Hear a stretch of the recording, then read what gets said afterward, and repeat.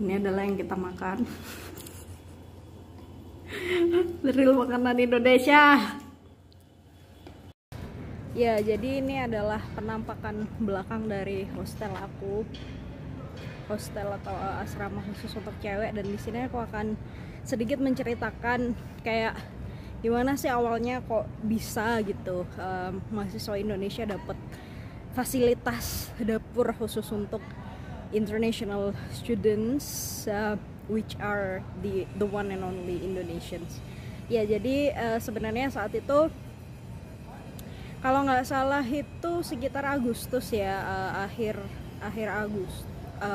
Juli ya, akhir Juli itu I had a problem with my health, dan waktu itu ada problem dengan my menstruation. Jadi setelah ngecek ke dokter di rumah sakit terdekat, nama penyakitnya itu PCOS.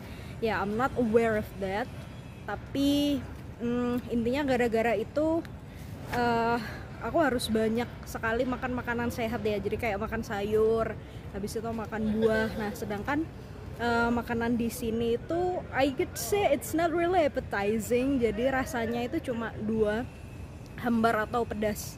Ya, those are the only option. Jadi gara-gara hal itu kita berinisiatif ya, aku berinisiatif karena ada salah satu teman di Indonesia juga namanya Mbak Reta. Jadi kayak kita mengalokasikan yang udah aku buat video juga ya di video sebelumnya. Jadi kayak Mbak Reta mengalokasikan sedikit space di kamarnya untuk kita bisa masak. Nah, kita dapat kompor elektrik itu dari kakak kelas kita dulu, kalau nggak salah batch 2019.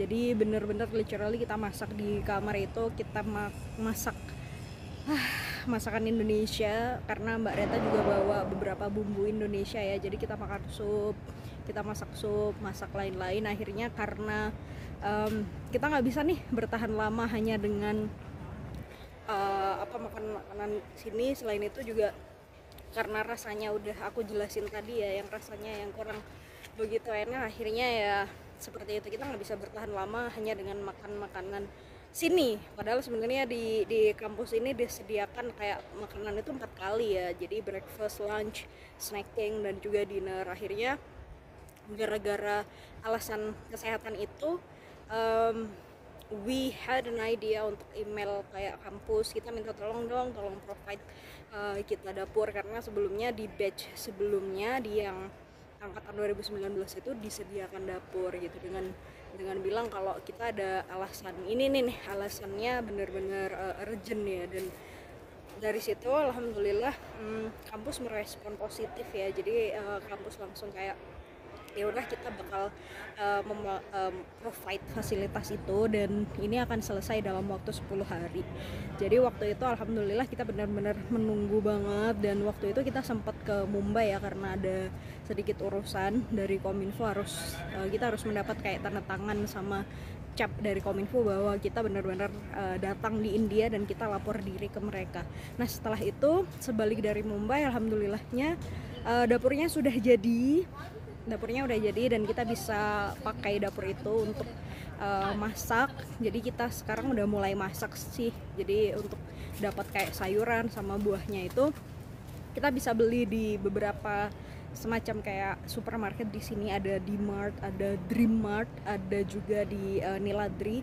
Sometimes kita juga pakai aplikasi namanya Blinkit. Jadi I could say it's really convenient dan bener-bener save time, save money juga, dan bener-bener kita kayak belajar manage our spending pretty well. Kita juga belajar masak juga sih, kayak gitu ya. Jadi itulah sedikit kisahnya, semoga bermanfaat. Sampai jumpa di video selanjutnya.